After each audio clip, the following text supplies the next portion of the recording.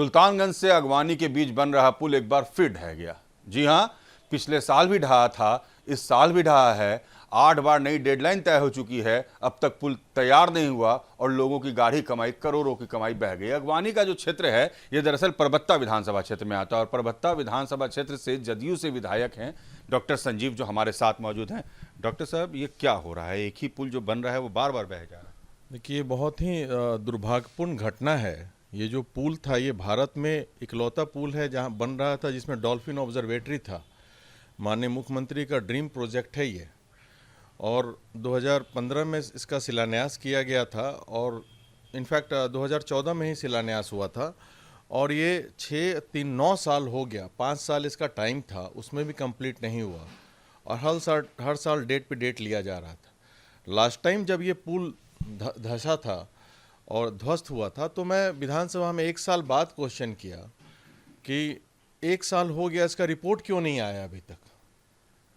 तो वो भी बड़ा दुर्भाग्यपूर्ण लगा मुझे कि मुझे पता चला आईआईटी के उस वक्त नितिन नवीन जी थे मिनिस्टर, उनसे मैं बोला भाई ऐसे क्यों हो रहा है। बोले कि नहीं, टीम गठित कर दी है आईआईटी का, रुड़की का, फिर बोले स्ट्रक्चर इंजीनियर कोई कंपनी वाले स्विट्जरलैंड से आ रहे हैं या अमेरिकन, कुछ बताए कि अच्छे से जाँच होगा। लेकिन 1 साल जब हुआ कोई जाँच नहीं हुआ, जो ढहा था वो स्पैन भी नहीं बना। इन द मीन टाइम मुझे वहाँ के कुछ इंजीनियर्स जो थे नोन थे, तो वो मुझे फोटोग्राफ्स भेजे। जो पिलर आज ध्वस्त हुआ है 10 और 11 नंबर, उस पर क्रैक्स आ गया था। वो बोले कि सर ये भी जल्द ही गिरेगा, आप देख लीजिएगा सर। वहाँ का बताया मुझे, तो मैं जाके पर्सनली प्रत्यय अमृत जी जो प्रधान सचिव हैं आरसीडी डिपार्टमेंट को, उनको जा करके दिखाया, विधानसभा में क्वेश्चन किया। माननीय उप मुख्यमंत्री तेजस्वी यादव जी ने आश्वस्त किया कि ठीक है हम लोग दिखवा लेते हैं। आगे से ऐसे मैं बोला कि अगर दोबारा गिरेगा, आवागमन चालू हो जाएगा तो बहुत लोगों की मरने की आशंका है, इसलिए इसको जांच कर जो गलतियां हुई थी पिछले उसको रेक्टिफाई किया जाए। तो ना तो जांच रिपोर्ट आया, ना रेक्टिफिकेशन हुआ। मैं प्रत्यय अमृत जी को जाके जब दिखाया कि फोटो दिखाया क्रैक्स है, तो वो बोले कि yeah I know they are cracks, I will get it dismantled. Neither it was dismantled and my question remained the same.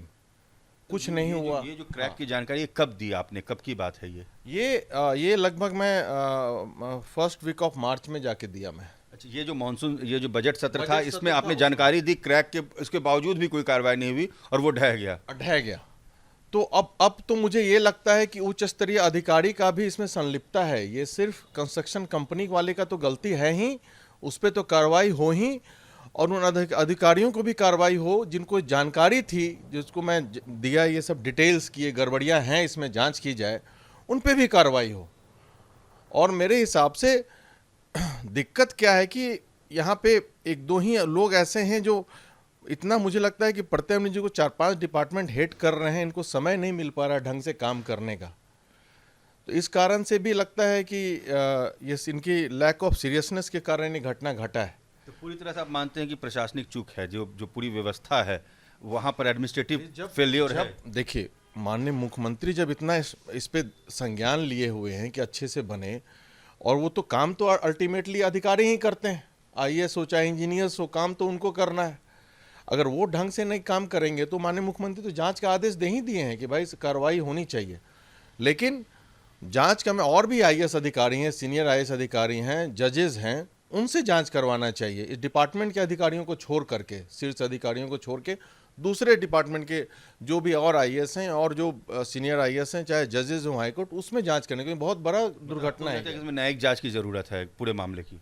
हाँ, ये क्योंकि ये बार बार घट रहा है, इसमें मुझे लग रहा है कि उच्च स्तरीय अधिकारियों की संलिप्तता है इसमें साथ साथ, नहीं तो ऐसा ये हो नहीं सकता था। जिसका मुझे अंदेशा मुझे हो गया, मैं डॉक्टर हूँ, एमएलए हूँ वहाँ का, जब मुझे इसका पता है भाई, अब उस डिपार्टमेंट के टॉप पदाधिकारी, आपको कैसे नहीं जानकारी हो रही है भाई? मैं बार बार बोल रहा हूँ, उसके बाद आपने इग्नोर किया। This shows your ignorance towards your work. तो action should be taken against all such officials whosoever he may be।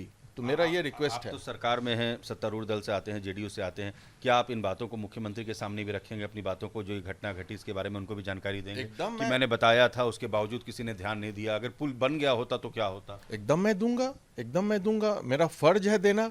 मेरे विधानसभा के अंतर्गत आता है लेकिन एक चीज़ अच्छा है, माननीय उप मुख्यमंत्री तेजस्वी यादव जी ने ऑलरेडी पहले डिक्लेयर किया है कि कल भी प्रेस कॉन्फ्रेंस कि जो भी ये घटना घटी है, जो भी इसमें खर्चा आया है, वो संवेदक को फिर से बियर करना पड़ेगा। ऐसा नहीं है कि ये सरकार का पैसा इसमें बर्बाद होगा। उसी संवेदक से ये लोग काम करवाते रहे। जब पिछले बार ये लिकोना हुआ, इस तरीके से परेशानी हुई, उसके बावजूद भी वही संवेदक काम करता रहा और उसने वो स्पैन बनवाया भी नहीं जो टूट गया। जो टूट गया अभी तक नहीं बना, यही तो मैं यही जानकारी, जो टूटा अभी तक नहीं बना है और उसके बाद फिर से दूसरा टूट गया, जिसके बारे में मैंने शंका जताया था वो टूट गया। पिलर नंबर 10 है, 11 है, वो सीधे धंस गया जमीन में।